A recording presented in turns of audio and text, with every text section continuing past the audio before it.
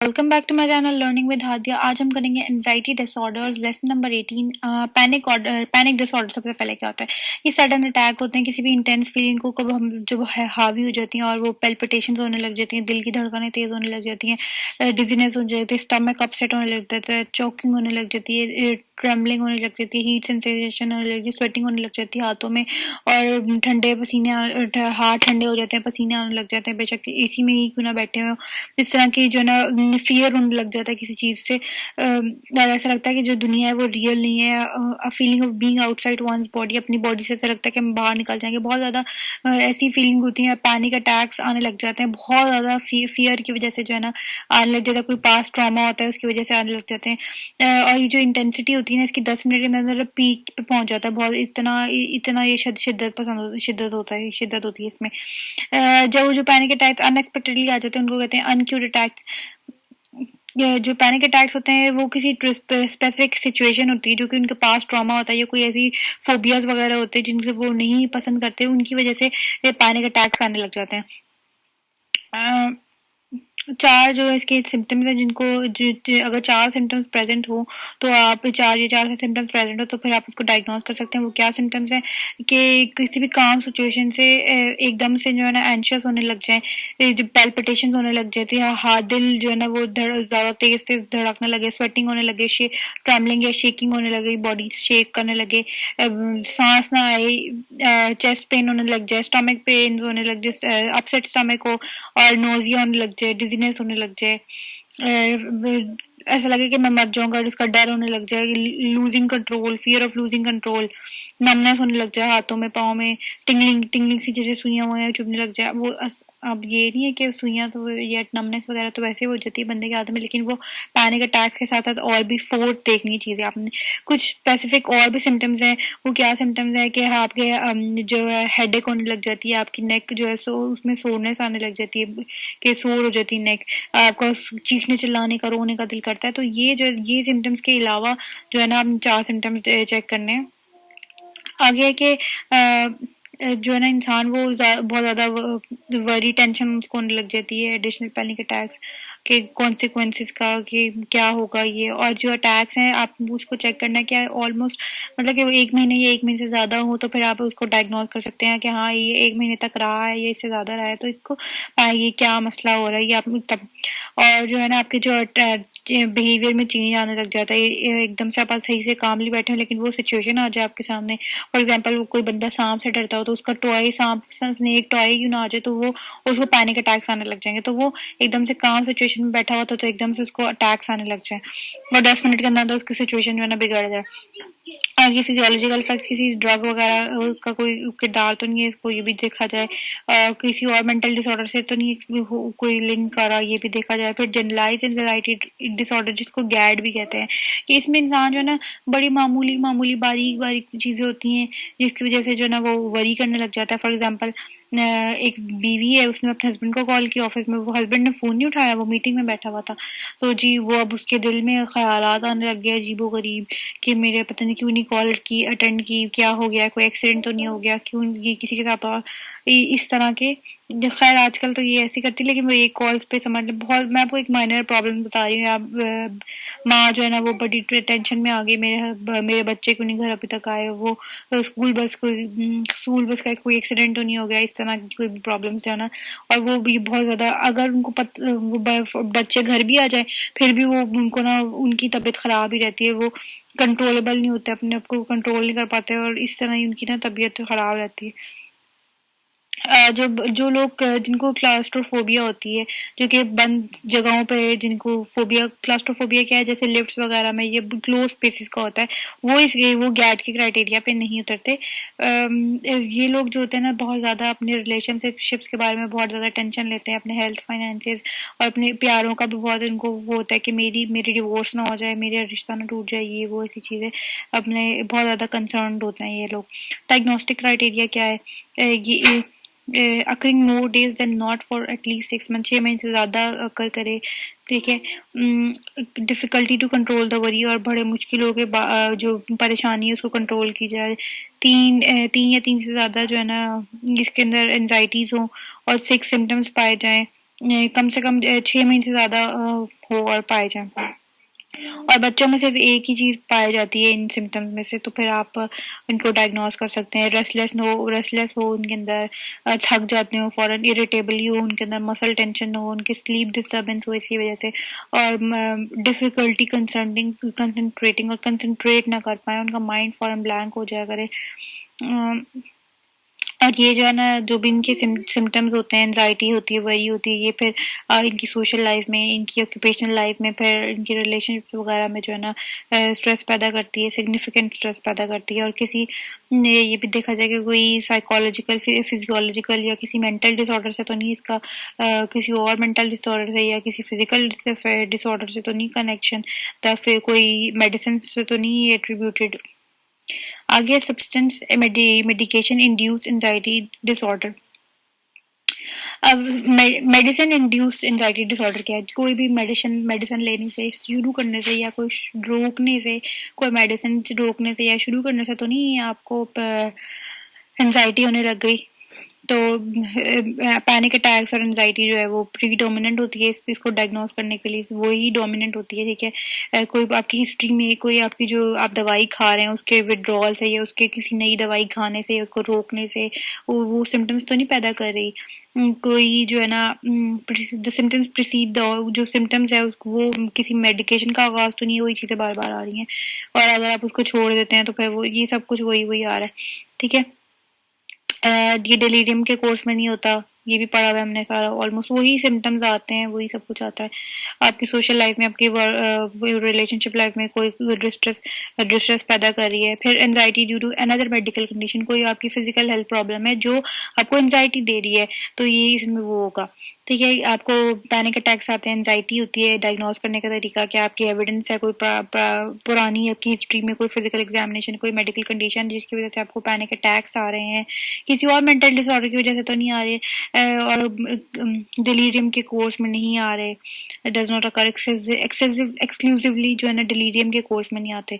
और फिर cause clinically significant distress, जो आपकी सोशल लाइफ में, आपके बाकी लाइफ में जो ना स्ट्रेस पैदा करती है। फिर सेपरेशन एंजाइटी डिसऑर्डर, जो हमने पढ़ा था कि माँ बाप से अलग होने का, या अपने किसी प्यारे से या घर से बाहर नहीं जाते, वो लोग अपने घर में ही रहते हैं, अपने माँ बाप के पास रहते हैं, सेपरेशन, उनको सेपरेट होने का डर होता है। इसमें क्या होता है, जेनेटिक्स बड़ा इंपॉर्टेंट रोल अदा करती है। फिर जो बच्चे के माँ बाप होते हैं, उनकी पेरेंटिंग का जो एक बड़ा रोल होता है, वो बच्चों को इतना ओवर प्रोटेक्ट कर देते हैं कि वो इतने शील्डेड कर देते हैं बच्चों को, इतना एज अ शील्ड उनके सामने खड़े रहते हैं कि वो जो है ना उनको अपने से अलग नहीं करते, तो वो भी उनके अंदर, बच्चों के अंदर एंजाइटी पैदा करती है, फिर वो सेपरेशन एंजाइटी के वो मरीज हो जाते हैं। और फिर symptoms among children and adolescents include emotional regulation problems, और इनके अंदर इमोशनल रेगुलेशन प्रॉब्लम्स होती है और इनसिक्योर हो जाते हैं। फिर इटियोलॉजी ऑफ सिलेक्टिव म्यूटिज्म, हमने क्या पढ़ा था कि बच्चे चुप हो जाते हैं, बोलते नहीं किसी के सामने, जो सोशली किसी के सामने, अपने घर वालों के सामने बोलते हैं, उनको कुछ चीज़ का पता भी होता है फिर भी वो नहीं बोलते, क्लासरूम्स में भी नहीं बोलते। तो ये था म्यूटिज्म। दोबारा से मैं रिवाइज भी करा रही हूँ साथ साथ। तो है क्या, नेगेटिव अफेक्टिविटी, जो कि बिहेवियरल इनिबिशन जो है कि वो सिलेक्टिव म्यूटिज्म की तरफ जाती है, या उसके माँ बाप जो होते हैं वो शाय होते हैं, माँ बाप सोशल आइसोलेटेड होते हैं, या उनको सोशल एंजाइटी होती है, तो फिर भी उनको ये इस तरफ चले जाते हैं, बच्चे या माँ बाप ज्यादा ओवर प्रोटेक्टिव होते हैं। तो न्यूरोटिज्म क्या है, पर्सनैलिटी ट्रेट है जिसमें लॉन्ग टर्म टेंडेंसी होती है टू बी नेगेटिव और एंशियस इमोशनल स्टेट। साथ साथ मैंने थोड़ी थोड़ी ना डेफिनेशन भी लिखी हुई है ताकि आपकी दोबारा रिवीजन हो जाए। इटियोलॉजी ऑफ स्पेसिफिक फोबिया, अब फोबियाज कहाँ से आते हैं, फोबियाज भी आपकी कोई पास्ट ऐसा ट्रॉमा हुआ होता है, कोई पास्ट आपका इंसिडेंट हुआ होता है बचपन में, चाइल्डहुड में, तो वो जो है ना आपके अंदर एंजाइटी या आप उस सिचुएशन में आता है तो आपको फोबियाज आने लग जाते हैं। Etiology of social anxiety disorder, social anxiety disorder कहाँ से आता है, कि पहले सोशल एंजाइटी डिसऑर्डर हमने पढ़ा था कि जो है ना वो सोशली इंटरेक्ट नहीं कर पाते, तो वो अब उनकी फिर वर्क स्पेस में, ऑक्यूपेशनल लाइफ में भी मसले पैदा करते हैं, सोशली इतना इंटरेक्ट करना ना पसंद नहीं करते, उनको एंजाइटी होने लग जाती है। तो वो कहाँ से आती है, नेगेटिव सोशल एक्सपीरियंस उनका कोई ऐसा होता है कि वहाँ पे कहीं उनको कोई बॉडी शेमिंग वगैरह या ऐसी कोई एम्बैरसमेंट हुई होती है, कोई बहुत ज़्यादा जो उनके लग जाती है दिमाग पे, तो वो फिर वहाँ पे उनका नेगेटिव इफेक्ट होता है उनकी, तो वो फिर नहीं जाते, उनको डर डर बैठ जाता है दोबारा कि मेरे साथ फिर से वही ना हो। कॉग्निटिव पर्सपेक्टिव, सोचने का नजरिया आप क्या है कि उनके अंदर जो है नेगेटिव बिलीव्स आ जाते हैं कुछ ऐसे कि अगर हम सोशल बाहर ऐसे जाएंगे तो हमारे जो है ना पता नहीं लोग हमारे बारे में क्या समझेंगे, क्या सोचेंगे, और मैं ऐसे ऐसे करूंगा तो पता नहीं क्या समझेंगे, मेरा मजाक उड़ाएंगे, ये वो ऐसी चीजें। और सेकंड है how they doing in social life and their own internal sensation than people do, और ये भी समझेंगे कि मैं सोशल सिचुएशन में क्या कर रहा हूँ, लोग क्या समझेंगे, मुझे कैसे परसीव करेंगे, मेरे पर हंसेंगे, मेरी मेरी बॉडी पर हंसेंगे, इस तरह मतलब कि। आगे है etiology of panic disorder. Panic disorder की क्या इटियोलॉजी है कि बायोलॉजिकल पर्सपेक्टिव सबसे पहले देख लेते हैं कि सबसे पहले इसमें सिंपैथेटिक नर्वस सिस्टम क्या है। Sympathetic nervous system directs the bodies rapid involuntary response, हमारा जो एकदम से इनवॉलंटरी रिस्पॉन्स होता है, फॉर एग्जाम्पल कोई कैंडल हमारे सामने आई है और गलती से मेरा हाथ ऊपर आ गया तो एकदम से इनवॉलंटरी रिस्पॉन्स होगा, मतलब मैं अपना हाथ पीछे कर लूंगी, मैं एकदम से मेरा दिमाग के थ्रू ना रिस्पॉन्स जाएगा और मैं इनवॉलंटरी रिस्पॉन्स दूंगी, मतलब कि फौरन से मेरा हाथ पीछे चला जाएगा, मैं खुद से नहीं करूंगी, वो दिमागी तौर पे एक इनवॉलंटरी एक्शन हो जाता है। वो क्योंकि डेंजरस क्या चीज थी, मेरे सामने कैंडल थी और वो जली हुई कैंडल थी, तो वो एकदम से रिस्पॉन्स आ गया इनवॉलंटरी, ठीक है। जो कि flash flood of hormones boost the body's alertness, और अलर्ट कर देती है बॉडी को और हार्ट रेट को, sending extra blood in the muscles, एकदम से हमारे हार्मोन्स जो है ना हमें अलर्ट कर देते हैं बॉडी को, हमारे दिमाग को, फिर जो है फौरन से वो हाथ पीछे हो गया। इटियोलॉजी ऑफ अच्छा बारे हमने ये पढ़ा था। अब panic attack seems to reflect a misfire of the fear circuit. Panic attack क्या होती है कि वो misfire seems to reflect a misfire of fear circuit, जो फियर सर्किट होता है हमारा वो गलत गाइड कर देता है, फिर वो पैनिक अटैक्स आने लग जाते हैं। तो वो सिंपैथेटिक नर्वस सिस्टम जिसको कंपनी करता है, जाहिर बात है उसकी के थ्रू जो है ना इनवॉलंटरी रिस्पॉन्स आते हैं। The fear circuit appears to play an important role in the play or in the many of anxiety disorders. इनका बड़ा रोल होता है fear circuit का। तो हमारी जो न्यूरोट्रांसमीटर है न्यूरोफेफाइन, जो कि हमारे दिमाग के है, उनके अंदर भी बड़ा एक मेजर रोल होता है, जिसका locus coeruleus is the major source of neurotransmitter. Locus coeruleus है जो कि मेजर सोर्स है न्यूरोट्रांसमीटर किसका, न्यूरोफेफाइन, जो कि न्यूरोट्रांसमीटर है हमारे दिमाग के अंदर। न्यूरोट्रांसमीटर जो है सॉरी न्यूरोफेफाइन जो है न्यूरोट्रांसमीटर ये जो कि सिंपैथेटिक नर्वस सिस्टम को ट्रिगर करता है। अब जब इसको ट्रिगर करता है जो, और वो जब इसके लेवल में चेंजेस आ जाता है ना, ऊपर नीचे जो होता है न्यूरोफाइन, तो ये फिर पैनिक अटैक के साथ एसोसिएट होता है, फिर पैनिक अटैक्स आने लग जाते हैं। और एक और भी है न्यूरोट्रांसमीटर अमाइगडाला, जो कि वो भी पैनिक अटैक्स के साथ जो है ना एसोसिएटेड होता है। और फिर हमारे जेनेटिक और क्रोमोसोमल कुछ फैक्टर्स होते हैं जो कि पैनिक अटैक्स के लिए बड़ा रोल अदा करते हैं, वो भी रोल अदा करते हैं। फिर है जो क्लोज रिलेटिव्स होते हैं जैसे कि ट्विन्स होते हैं, उनके अंदर पैनिक अटैक्स से का हायर रेट होता है। फिर अगर बायोलॉजिकली माँ बाप को होता है तो फिर बच्चों में भी आ सकता है। कॉग्निटिव फैक्टर जो कि bodily sensations. Panic attack develop when a person interrupts bodily sensations as signs of impending doom. कि जो जब बंदा इंटरप्रेट करता है अपने बॉडी सेंसेशन के बारे में, सोच रहा होता है कुछ कि मेरा दिल धड़क रहा है और मुझे हार्ट अटैक हो जाएगा फौरन, इस तरह की चीजें सोचता है। Increase in the person's anxiety when produces more physical sensations, creating a vicious circle. वो कोई ट्रोमेटिक इवेंट्स होता है जो कि फिर वो भी कोई हमारे मतलब कि ऐसे कोई पास्ट में कोई ट्रॉमा हुआ होता है उसकी वजह से भी जो है ना पैनिक अटैक्स आने लग जाते हैं जब कोई उस सिचुएशन में आ जाता है। फिर etiology of generalised anxiety disorder, गैब इसके बारे में मैं क्या पढ़ा था कि जो जनरलाइज्ड एंजाइटी डिसऑर्डर है वो कोई मतलब कि माइनर सी चीजों पे भी जो है ना, फॉर एग्जांपल बहुत छोटी छोटी चीजों पे भी जो है ना वो एकदम से भड़क उठते हैं, टेंशन लेने लग जाते हैं छोटी छोटी चीजों पे। जो डेवलपमेंट एक्सपीरियंस होते हैं बच्चों के जब वो बड़े हो रहे होते हैं तब उनके अंदर जो कुछ डिफेंस मैकेनिज्म होते हैं बड़े वीक होते हैं बच्चों के अंदर, कि वो नॉर्मल लेवल्स ऑफ एंजाइटी के साथ कोप अप नहीं कर सकते, उनको सह नहीं पाता है, और फिर वो जो है ना उनके अंदर जनरलाइज एंजाइटी डिसऑर्डर पैदा हो जाता है।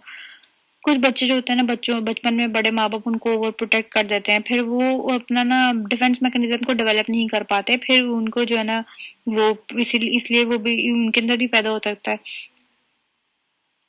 आगे है एक्सट्रीम पनिशमेंट होती है बच्चों को, कुछ बच्चों की बचपन में जो है ना एक्सट्रीम पनिशमेंट दी जाती है, जिसकी वजह से फिर भी वो उनके एड इम्पल्सेस में जो है ना फिर उनके अंदर हाई लेवल्स ऑफ एंजाइटी पैदा हो सकती है।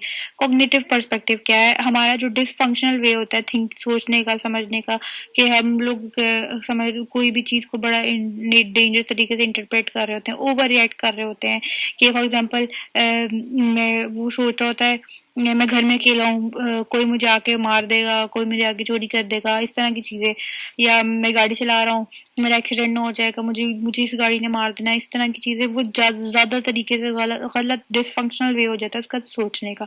तो ये था आज का लेक्चर, उम्मीद है कि आपको अच्छा लगा, और मिलते हैं नेक्स्ट लेक्चर में, तब तक के लिए टेक केयर, अल्लाह हाफिज।